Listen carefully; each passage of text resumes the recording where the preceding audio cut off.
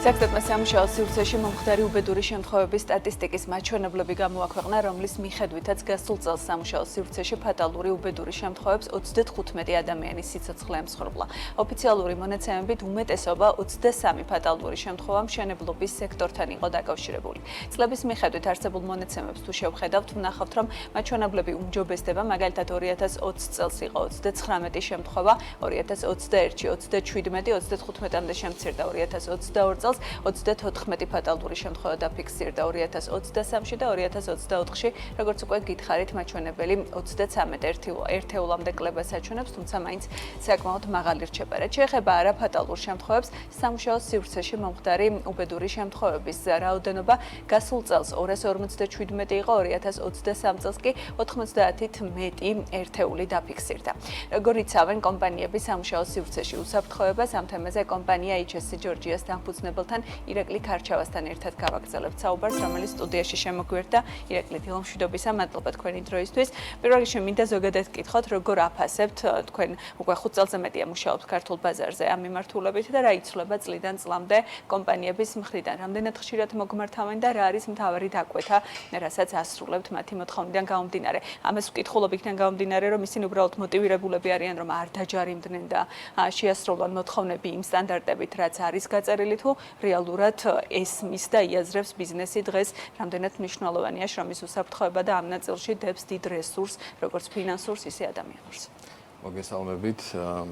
დიახ, სტატისტიკა პრინციპში კლებისკენ წავიდა ბოლო წლებში, თუმცა მაინც სტაბილური რჩება ფატალური შემთხვევებით, განსაკუთრებით სამშენებლო სექტორში. ეს არის განსაკუთრებით მაღალი რისკის სექტორი, სადაც არა მარტო საქართველოში, სხვა ქვეყნებშიც გვაქვს ესეთი ასე ვთქვათ უძრავი სტატისტიკა, ანუ ეს ფატალური შემთხვევები მიუხედავად ბევრი მცდელობისა მაინც ხდება და ამის მიზეზებიც რა თქმა უნდა სხვადასხვა არის დაწყებული ორგანიზაციული კონტროლის ნაკლებობისა, ასევე ძალიან მნიშვნელოვანია ცნობიერების დონე თვითონ დასაქმებულებში. კომპანიების უმეტესობა დღესდღეობით არიან ისეთები, რომლებიც მოგმართავენ უკვე პოსტფაქტუმ, როდესაც ზედამხედველი ორგანო შესულია შემოწმებაზე და ამ დრომდე ამ კუთხით სამუშაოები არ უწარმოებია შრომის საფრთხეების კუთხით და აქედან იწყებს უკვე გაცნობას ჩვენსაც და ზოგადად ამ სფეროში. მაგრამ უმეტესობას შეგნებული აქ რამდენად მნიშვნელოვანია მისი დასაქმებულების უსაფრთხო გარემო, ეს არა მარტო უსაფრთხოება, ეს მათ პრესტიჟზეც პირდაპირ მოქმედებს. ბევრი კომპანიები, მაგალითად, თუნდაც საერთაშორისო კომპანიებთან ურთიერთობის დროს, ერთ-ერთი პრიორიტეტია თუნდაც როცა ქვეკონტრაქტორებს ირჩევენ საქართველოში გარკვეული სამუშაოების ჩასატარებლად, ერთ-ერთი პრიორიტეტია პირველი კითხვა არის, ანუ რა შრომის საფრთხეების კუთხით რა პოლიტიკას ატარებს და ყავს თუ არა შესაბამისი სპეციალისტები, რომ ეს უკვე იმათ პრესტიჟზეც მოქმედებს, ხო? და ამ კუთხით ადებით ტენდენციას ვხედავთ. სხვადასხვა მიზეზებით, მაგრამ შრომის საფრთხეობა რომელი სექტორია უფრო მეტად მოწინავე? სამშენებლოში ვახსენე, რომ საკმაოდ ბევრი იყო უბედური შემთხვევა, თუმცა რაოდენობიდანაც გამომდინარეობს ალბათ, იმიტომ რომ სამშენებლო კომპანიები გაცილებით მეტი არიან ბაზარზე და გარდა ამისა ყოველთვიურად იზრდება მათი რაოდენობა. ვინ არის მოწინავე, ვინც ყველაზე მეტად განვითარდა ამ ნაწილში, უფრო მეტ რესურსს დებს და სად ხედავთ უფრო მეტად გამოწვევებს? მე ვფიქრობ, სამშენებლო სექტორი მიუხედავად ამ შემთხვევებისა, მაინც მოწინავეა ამ კუთხით, იმიტომ რომ იქ არ დაცვა უბრალოდ არ შეიძლება ამ უსაფრთხოების მოთხოვნების. მაგალითად, სხვა სექტორში ხო, სადაც შეიძლება უგულებელყო თუნდაც გარკვეული წესები, ამის შედეგი არ არის როგორც წესი ფატალური შემთხვევა, მაგრამ სამშენებლო სექტორში განსაკუთრებით ჩანს ეს უხეში დარღვევა, ანუ რის გამო არის ხოლმე ეს ფატალური შემთხვევები, ეს არის იმ ძირითადი ფუნდამენტალური უსაფრთხოების წესების არ დაცვა, თქვათ, კოლექტიური ან ინდივიდუალური დაცვის საშუალებების არ გამოყენება და ცნობიერების დაბალი დონე, ანუ სწავლება არ არის საკმარისი ჩატარებული დასაქმებულების. ამ ნაწილში სთავაზობთ მომსახურებას და აქ რამდენად ითვალისწინებს კომპანია იმას, რომ დასაქმებულებთან საუმუშაო ძალიან ბევრია ინფორმაციის მიწოდების კუთხით. რა თქმა უნდა, ანუ ჩვენ სრულად ვთავაზობთ მომსახურებას, რომელიც მოიცავს ასე ვთქვათ სწავლების ნაწილსაც.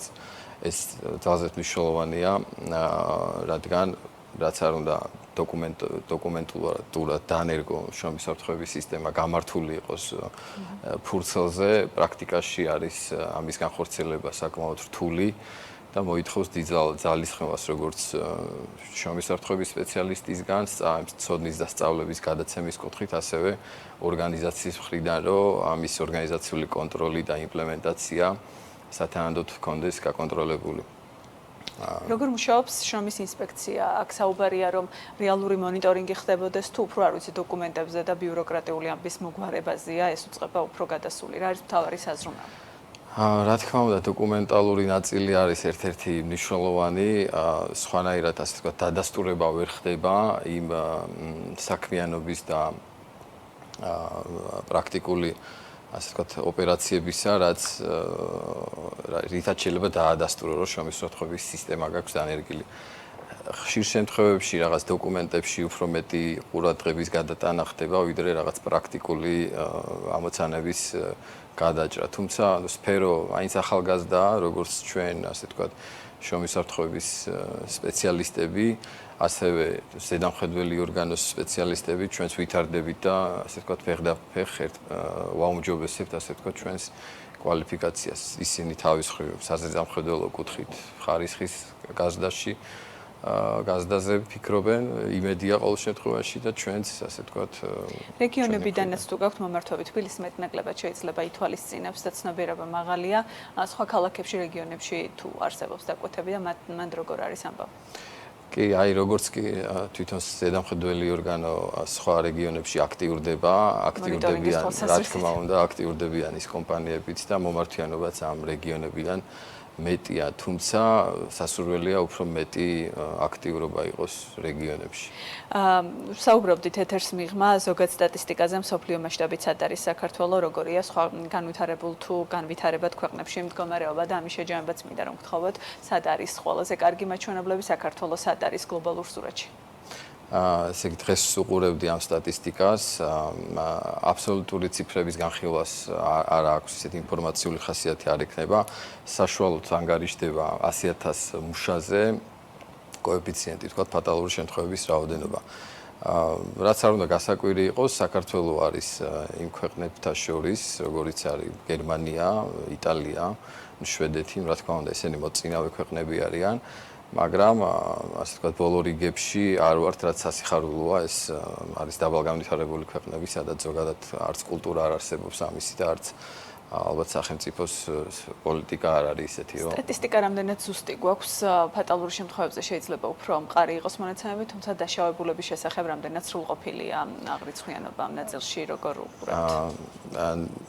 ლოგიკური, ასე ვთქვათ, ლოგიკიდან რომ გამოვიდეთ, რა თქმა უნდა, შემთხვევები თუნდაც არაფატალური გაცილებით მეტი იქნება, ვიდრე ეს ფიქსირდება ოფიციალურად გასაგები მიზეზების გამო, მაგრამ ვფიქრობ, რომ აქ მაინც დადებითი ტენდენცია არის შემცირებისკენ, აქაც. ანუ ხშირად არ მიმართავენ კომპანიები უბრალოდ სასწრაფო სამედიცინო დახმარებას და ამის შესახებ ინფორმაცია უბრალოდ არ მიდის არც ზედამხედველთან. შესაბამის სტატისტიკაში. ირაკლი, მთავარ გამოწვევას რას ხედავთ ამ ნაწილში? რისი გაუმჯობესება თუნდაც კანონმდებლობის დონეზე იქნებოდა მნიშვნელოვანი მონაცემების კიდევ უფრო მეტად გაუმჯობესებისთვის? ვისურვებდი, რომ ზოგადად ცნობიერების ამაღლებისთვის რაღაც გარკვეული კამპანიები უფრო აქტიურად იყოს სახელმწიფო დონეზე, იმიტომ რომ ჩვენი აქტიურობა არ არის საკმარისი, თქვათ, შრომის საფრთხეების კომპანიების ვერც ორგანიზაცია ვერ ამაღლებს ზოგადად ცნობიერებას ქვეყანაში ამ კუთხით, ამიტომ დახმარება არის საჭირო. სახელმწიფო დონეზე მეტი აქტიურობა. და ბოლოსკენ მინდა გკითხოთ თქვენი კომპანიის შესახებაც, რა ტიპის სერვისებს აწვდით კომპანიებს და ხომ არ გაქვთ რაიმე შეზღუდვა ყველა ტიპის სეგმენტის კომპანიას ემსახურებით თუ აი ამ ნაწილში რა განსხვავებები არსებობს და ასევე სიახლეებიც ხომ არ გაქვთ, რაც შეიძლება საინტერესო იყოს ჩვენი მაყურებლისთვის. ჩვენ 2019 წლიდან დავიწყეთ შრომის საფრთხეების კუთხით ოპერირება, მაგრამ ვთავაზობთ ყველა ეკონომიკური საქმიანობის განმახორციელებელ ნებისმიერ პირს, ნებისმიერ სექტორს ჩვენ მომსახურებას და გარდა ამისა გვაქვს უკვე ახალი სერვისები, ეს არის სურსათის უნებლობის ნაწილშიც, ასე ვთქვათ, შევედით, ანუ ჰასპის დანერგვა და ზოგადად სურსათის უნებლობის კუთხით ვაქტიურობთ. ასევე პერსონალურ მონაცემთა დაცვის უსაფრთხოების კუთხით ვეხმარებით კომპანიებს, თუნდაც სტანდარტების დანერგვაში და დაცვაში, რაც ჩვენ თანამშრომლებზეც მინდა რომ გკითხოთ ასევე, ესეც საკმაოდ დიდი გამოწვევაა, ისევე როგორც ყველა დარგში კვალიფიციური მუშახელი ჭირს. თქვენ შემთხვევაში ეს მაინც შედარებით ახალი პროფესიაა და ძალიან დიდი გამოცდილება არ გვაქვს. როგორ ზრუნავს კომპანია კადრების გადამზადებაზე, ის ვინც მერე მუშაობს სხვა კომპანიებთან, რომ შრომის უსაფრთხოება იყოს გამართული? დიდი გამოწვევა არის ზოგადად კვალიფიკაციური კადრის მოზიდვა ყველა კომპანიისთვის და მათ შორის ჩვენთვისაც. ჩვენ ყავს მრავალწლიანი გამოცდილებით დაკომპლექტებული გუნდი, ეს სანამ თვითონ კანონიც შემოვიდოდა, მანამდე თუნდაც იგივე მსხვილ პროექტებზე დასაქმებულებიც ყავს, ეს BIP-ის პროექტი იყო, რომელიც ასე ვთქვათ უსაფრთხოების მექა იყო და დღესაც არის უსაფრთხოების კუთხით ყველაზე მაღალი სტანდარტები აქვს და ასევე პრაქტიკა არის ყველაზე კარგი კვალიფიკაციის სამაღლებელი თქოს საშუალება და თუ რამე ტრენინგები არის, რაც გააუმჯობესებს კიდე, რა თქმა უნდა, ყველაფერზე უარს არაფერზე არ ვამბობთ. მადლობა ირაკლი თქვენი დროისთვის. წარმატებები. ირაკლი ქარჩავა HSC Georgia-ს დამფუძნებელი პასუხობდა საქმიანი დილის კითხვებს.